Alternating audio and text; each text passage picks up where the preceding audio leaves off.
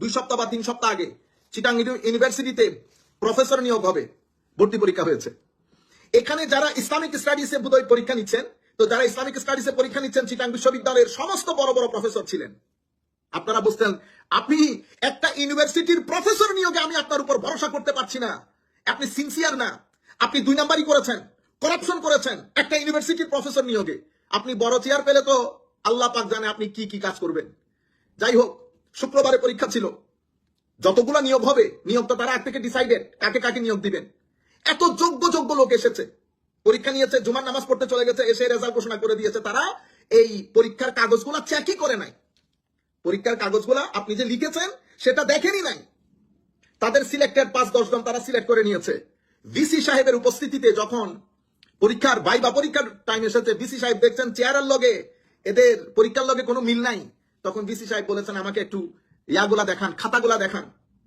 খাতাগুলা দেখাইতে গিয়ে দেখে খাতার মধ্যে কোনো নাম্বারিং নাই, উনি সাথে সাথে পরীক্ষা ক্যান্সেল করে দিয়েছেন। এখানে এক ভদ্রলোক আছেন যিনি বেদাতের উপর অনেক বই লিখেছেন, আমি বিনয়ের সাথে আরজ করব, আপনি না থাকতেন, আপনি আমাদের আমরা তো আপনাকে সম্মান করি প্রফেসর হিসেবে, আলেম হিসেবে, আপনি আমাকে বলেন আমি কোনোদিন এই কাজ করতে পারবো না, এই করাপশন আমি করতে পারবো না। আপনি মানুষ করাপশন করে, মানুষ নিজের লোক ঢুকায় এভাবে অশ্লীল ভাবে। কোনো আপনি একটা ছেলে যখন পরীক্ষা দিতে গেছে, আশা ভরসা তার 3 মাসের প্রেপারেশন সবকিছু সাথে ছিল, আপনি সবকিছুকে হাওয়ায় উড়িয়ে দিয়েছেন শুধুমাত্র নিজের দলের জন্য।